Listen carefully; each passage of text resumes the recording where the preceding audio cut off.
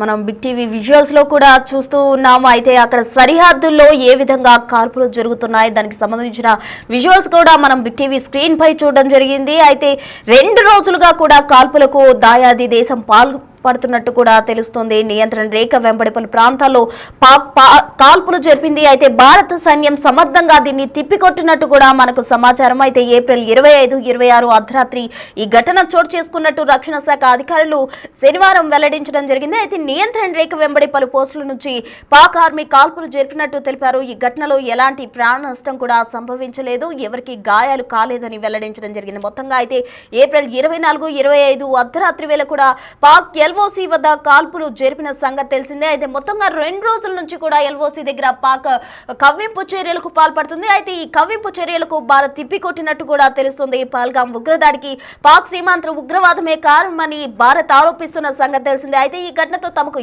ఎలాంటి సంబంధం లేదంటూ కూడా పాక్ అంతర్జాతీయంగా దీనికి సంబంధించి విచారణ అవసరమని కూడా భావిస్తున్న నేపథ్యంలో ఈ విధంగా ఎల్ఓసి దగ్గర కాల్పులు జరగడం ప్రజెంట్ సోషల్ మీడియాలో వైరల్ గా మారింది అని చెప్పుకోవచ్చు. అయితే ఈ ఆంగ్ల మీడియా కథనాలు కూడా వెల్లడిస్తూ ఉన్నాయి. అటు మనం బిగ్ టీవీ స్క్రీన్ పై కూడా చూస్తూ ఉన్నాము, దీనికి సంబంధించిన విజువల్స్ చూస్తున్నాము. ఎల్ఓసి దగ్గర పాక్ ఏ విధంగా కవ్వింపు చర్యలకు పాల్పడుతుంది, దాన్ని భారత్ ఏ విధంగా తిప్పికొడుతుంది అన్న దృశ్యాలు కూడా బిగ్ టీవీ స్క్రీన్ పై చూస్తూ ఉన్నాం. పాక్ భారత్ సరిహద్దుల్లో హై టెన్షన్ వాతావరణం నెలకొంది అని చెప్పుకోవచ్చు. పహల్గాంలో ఏప్రిల్ 22న పర్యాటకులపై ఉగ్రవాద దాడులు జరిపిన పాశవిక దాడిలో 26 మంది కూడా ప్రాణాలు కోల్పోవడం జరిగింది. అటు విదేశీయులు కూడా ఈ దాడిలో వాళ్ళు ప్రాణాలు కోల్పోవడం కూడా జరిగింది. అయితే మొత్తంగా ఈ దాడికి సంబంధించి టీఆర్ఎఫ్ తామే ఈ దాడి చేశామంటూ కూడా ప్రకటించడం జరిగింది. అయితే లష్కరే తోయిబా అనుబంధ సంస్థ కావడంతో పాకే ఈ ఉగ్రదాడికి పాల్పడింది అంటూ కూడా భారత్ అనుమానిస్తున్న నేపథ్యంలో అటు సరిహద్దుల దగ్గర హైటెన్షన్ వాతావరణం నెలకొంది అని చెప్పుకోవచ్చు. అయితే 2 రోజులుగా సీజ్ ఫైర్ కు సంబంధించిన నిబంధన ఉన్నప్పటికీ కూడా దాన్ని ఉల్లంఘించి పాక్ కాల్పులు జరుపుతుండడం, దాన్ని భారత్ తిప్పికొట్టడం అనేది అక్కడ ఒక హై టెన్షన్ వాతావరణాన్ని క్రియేట్ చేసింది అని చెప్పుకోవచ్చు. మనం బిగ్ టీవీ స్క్రీన్ పై కూడా ఆ విజువల్స్ చూస్తూ ఉన్నాము. ఏ విధంగా సరిహద్దులో ఎల్ఓసి ప్రాంతంలో ఎటువంటి కాల్పులు జరిగాయి, పాక్ 2 రోజులుగా నిబంధన ఉల్లంఘించి అంటే కాల్పుల విరమణకు సంబంధించిన నిబంధన ఉన్నప్పటికీ కూడా దాన్ని ఉల్లంఘించి 2 రోజులుగా కాల్పులకు పాల్పడుతున్నట్టు కూడా తెలుస్తుంది. అయితే మొత్తంగా దీన్ని భారత్ అయితే సమర్థవంతంగా తిప్పికొట్టింది అని చెప్పుకోవచ్చు. ఈ ఘటనకు సంబంధించి కూడా ఎటువంటి ప్రాణ నష్టం కానీ ఎటువంటి గాయాలు కానీ ఎవరికి జరగలేదంటూ కూడా రక్షణ శాఖ అధికారులు అయితే తెలియజేయడం జరిగింది. ఎటువంటి ప్రాణ నష్టం జరగలేదు. పాక్ భారత్ సరిహద్దుల్లో మరోసారి హై టెన్షన్ వాతావరణం నెలకొంది అని చెప్పుకోవచ్చు. అయితే కశ్మీర్లో ఉగ్రదాడికి పాల్పడినట్టు టీఆర్ఎఫ్ ప్రకటించడం జరిగింది. ఇది లష్కరే తోయిబా సంస్థకు అనుబంధ సంస్థగా ఉండడం జరిగింది. అయితే దీనికి సంబంధించి హఫీజ్ సయీద్ కూడా గతంలో చేసిన వ్యాఖ్యలు ఒక ప్రధాన ఆధారంగా మనం చూసుకోవచ్చు. అయితే దీనికి పాకే పాల్పడిందంటూ కూడా భారత్ అయితే తీవ్రంగా నమ్ముతున్నది. దీని నిర్ధారణకు వచ్చే దృశ్యాలు కూడా తెలుస్తున్నాయి. అయితే పాక్ మాత్రం మాకు దీనికి ఎటువంటి సంబంధం లేదు, దీనికి అంతర్జాతీయంగా విచారణ జరిపించాలంటూ కూడా అంతర్జాతీయంగా విచారణ అవసరం అంటూ కూడా పాక్ జరగడం జరిగింది. అయితే ఈ నేపథ్యంలో ఇక్కడ ఈ గ్యాప్ లోనే పాక్ సరిహద్దు ప్రాంతాల్లో కవ్వింపు చర్యలకు పాల్పడడం ప్రజెంట్ తీవ్ర అసహనం వ్యక్తం చేసే విధంగా ఉందని చెప్పుకోవచ్చు. అయితే మనం బిగ్ టీవీ స్క్రీన్ పై ఆ విజువల్స్ లో చూస్తూ ఉన్నాం కదా, ఏ విధంగా అయితే ఎల్ఓసి దగ్గర పాక్ కాల్పులు జరుగుతుంది. మనం అక్కడ పాయింట్ చేసి కనిపిస్తూ ఉంది.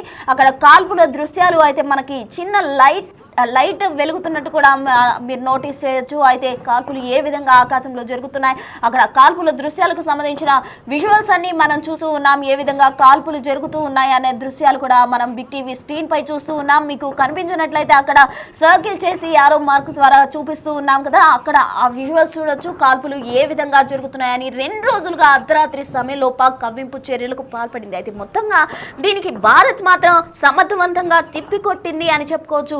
కాల్పుల్లో ఎవరికి ప్రాణ నష్టం జరగడం కానీ లేకపోతే గాయాలవ్వడం కానీ జరగలేదంటూ కూడా భారత్ రక్షణ శాఖ అధికారులు అయితే వెల్లడించారు. మొత్తంగా కాశ్మీర్లో ఏదైతే పహల్గా వ్యాలీ దగ్గర పర్యాటకులు ఉగ్రదాడిలో ప్రాణాలు కోల్పోయారు. ఇదంతా కూడా మన భారతదేశాన్నే కాదు, అటు ప్రపంచ స్థాయి దేశాలు కూడా దీని ఒక అసమర్థ చర్యగా భావిస్తున్నట్టు కూడా తెలుస్తుంది. అయితే పాక్ ఇది ఒక దుస్సాహసం చేసింది అని చెప్పుకోవచ్చు. అయితే ఇప్పటి వరకు కూడా టీఆర్ఎఫ్ ఇది మేమే చేశామని ప్రకటించుకున్నప్పటికీ కూడా దీని వెనక పాకే ఉందంటూ కూడా భారత్ అనుమానిస్తుంది. ఎందుకంటే దీనికి సంబంధించి పాక్ ఆర్మీ చీఫ్ కి సంబంధించిన హసీమ్ సయీదే దీనికి సంబంధించి కూడా గతంలో పాక్ నీళ్లు గనక ఆపేసినట్లయితే భారత్ లో రక్తం పారిస్తామంటూ ఆయన చేసిన వ్యాఖ్యలు సంచలనంగా మారింది అని చెప్పుకోవచ్చు. ప్రపంచ స్థాయి దేశాలు కూడా ఈ విషయంలో అయితే భారత్ కు మాత్రమే సపోర్ట్ ఇస్తున్నాయి. ఒక్క చైనా తప్ప మిగతా అన్ని దేశాలు కూడా భారత్ కు మద్దతు నిలుస్తున్నాయి అని చెప్పుకోవచ్చు. అటు ట్రంప్ కూడా దీనికి సంబంధించి అమెరికా అధ్యక్షుడు ట్రంప్ కూడా భారత్ కు కాల్ చేయడం జరిగింది. ప్రధానమంత్రి నరేంద్ర మోదీతో మాట్లాడడం జరిగింది. ప్రధానమంత్రి నరేంద్ర మోదీతో